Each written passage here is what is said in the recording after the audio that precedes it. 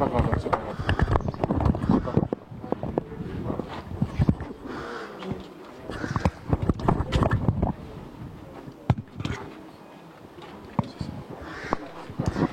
Voilà, madame, monsieur, bienvenue à la maison des esclaves.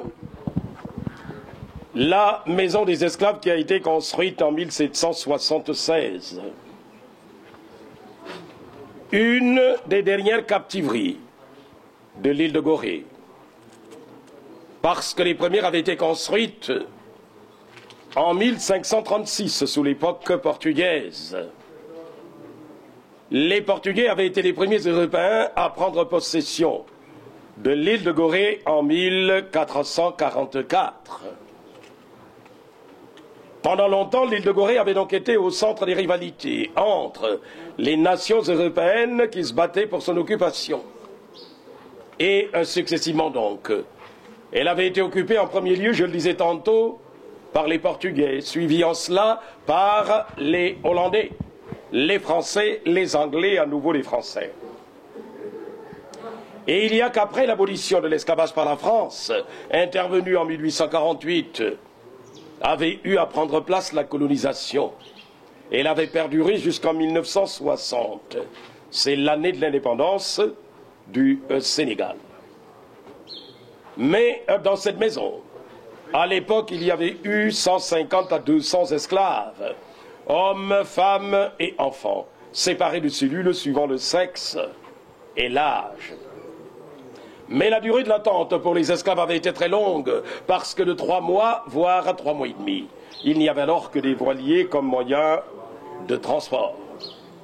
Ils partaient, les esclaves, le plus souvent sous un numéro matricule, une fois dans les plantations aux Amériques. Alors ils se choisissaient, ou on leur attribuait tout simplement les noms ou les prénoms de leurs nouveaux maîtres. Si bien qu'aux États-Unis, à l'époque, les esclaves avaient leur eu des noms ou des prénoms anglo-saxons. Au Brésil, c'était des noms ou des prénoms portugais. Cuba, des noms ou des prénoms espagnols. Antilles françaises ou Haïti, alors des noms ou des prénoms français. Mais parce que, séparés à l'époque, ils l'avaient alors été de la manière suivante. À droite et à gauche, les chambres des hommes. Droit devant ou derrière vous, c'était donc l'exemple typique de cellule pour hommes. Une chambre de 2,60 m sur 2,60 m pour 15 à 20. Ils étaient alors assis par terre, tout autour du mur adossé au mur, les chevilles enchaînées. Or, ils n'avaient été libérés de leur chaîne qu'une fois par jour. C'était pour leur permettre de manger ou d'aller aux toilettes. Mais les toilettes pour les hommes, c'était alors à l'extérieur, souvent sur le quai. C'est vous dire donc qu'à l'époque, finalement, chaque fois qu'un homme avait voulu aller tout simplement aux toilettes, avant ou après l'heure de libération quotidienne, alors il avait été bien forcé de le faire dans la cellule. Et c'est donc certainement ce qui, à la longue, avait fini par être à l'origine de l'épidémie de peste. Une épidémie qui, en 1779, avait eu à ravager une bonne partie de cette île. Elle avait alors commencé à partir de l'une des nombreuses captiveries.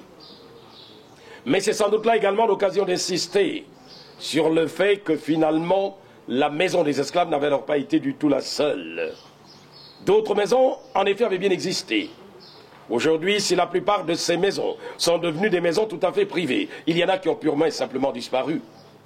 Celle-ci, nous la devons donc à l'État du Sénégal, qui l'aura rachetée à ses derniers propriétaires, justement pour en faire le symbole de la déportation des Noirs. C'est dire donc qu'aujourd'hui, c'est bien toute la mémoire des traites négrières qui s'est retrouvée cristallisée dans cette maison.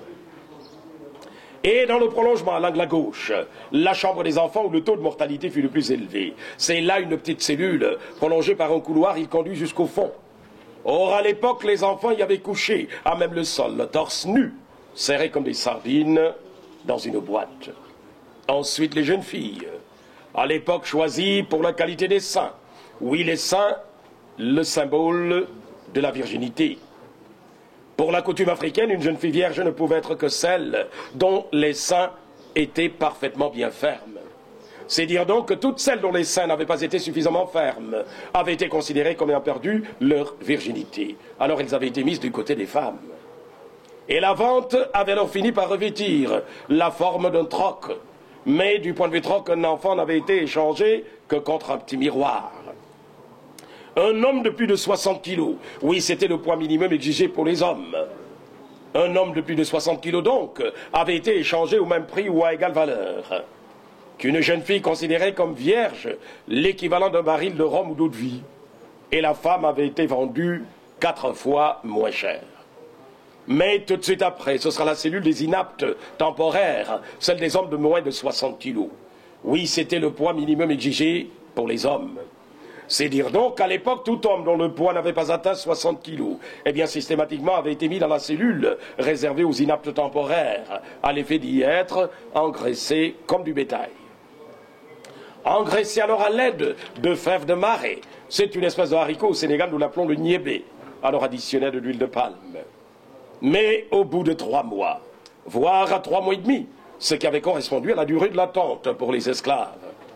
Généralement, c'était donc le temps que mettaient les bateaux en provenance d'Europe pour arriver ici. Si malgré tout, l'esclave n'avait pas augmenté de poids au point d'atteindre les 60 kilos, alors il ne partait plus pour les Amériques. Et cela ne faisait pas de lui un homme libre pour autant. Il demeurait donc toujours esclave, mais était vendu moins cher pour servir localement en qualité de domestique, ici à Gorée ou à Saint-Louis du Sénégal. Toujours en bas, mais de l'autre côté, précisément en dessous les escaliers, étaient les récalcitrants. Alors là, ceux qui se rebellaient ou qui refusaient d'obéir. Et pour les punir, à l'époque, on les avait enfermés dans la cellule en dessous des escaliers, où il n'y avait pas eu de fenêtre. C'était alors juste une porte en fer avec des barreaux. Les gardiens n'avaient pas tenu compte du nombre d'esclaves qui à l'époque pouvaient se contenir dans une cellule comme celle-là. Leur seule préoccupation avait été de pouvoir refermer la porte après les esclaves. À droite, la même chose également, une cellule des récalcitrants.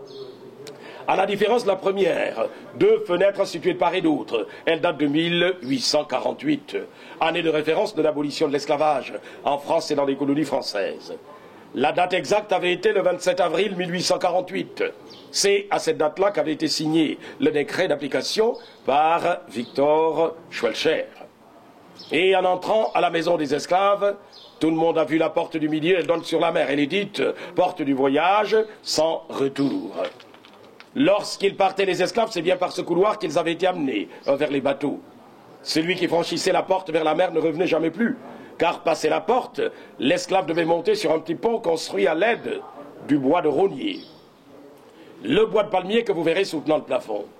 La fonction du pont avait été de permettre à l'esclave de passer de la maison à bord de petites barques, qui justement, du fait des rochers, venaient le chercher pour l'amener vers le bateau, à l'époque amarré beaucoup plus loin. Et en allant vers la sortie, 2 couloirs à droite et à gauche, la salle d'attente pour les esclaves en instance de départ. Quant au dernier couloir de droite et de gauche, eh bien c'était celui des gardiens, à l'époque choisi parmi les esclaves, mais dont la présence avait fini par être parfaitement inutile. Ils partaient les esclaves enchaînés 2 à 2 à partir des chevilles. Même qu'ils avaient eu accroché au milieu de la chaîne un boulet en fer de 10 kg 300. Alors chaque fois que l'un d'eux avait tenté de s'évader, en se jetant à la mer, il en avait entraîné le second. Mais du fait de la boule, ils avaient coulé immédiatement et étaient donc morts noyés. Même qu'ils n'avaient pas eu le droit de tomber malades. En effet, en l'absence de tout médecin, et surtout parce que l'on craignait les épidémies, à l'époque, les malades avaient été jetés à la mer. La traite des Noirs, au total, avait alors duré 350, voire 400 ans, avec au bout 15 à 20 millions de Noirs, qui provenaient essentiellement de toute la côte ouest de l'Atlantique, mais qui avaient été ainsi amenés aux Amériques. Amérique du Nord, Amérique centrale, Amérique du Sud, États-Unis, Brésil, Cuba, Haïti, Antilles et toute la Caraïbe. 6 millions moururent de privation ou de mauvais traitements. Or, c'était forcément les meilleurs qui partaient. Évidemment parce que tous issus de la sélection. Une sélection qui avait alors exclu d'office malades et vieillards. Mais vous noterez au passage que ce n'est donc pas uniquement à partir de Gorée où l'on avait alors eu à embarquer des esclaves pour les Amériques. En effet, il y a que d'autres endroits avaient bien existé. Mais alors des endroits disséminés le long de la côte ouest atlantique. Au hasard, je m'en vais vous citer les forts de Elmina et de Cape Coast. C'est au Ghana. Mais la même chose avait existé du côté du Bénin, le long de la côte de Ouida. Au Nigeria, c'était Lagos, Badagry et Calabar.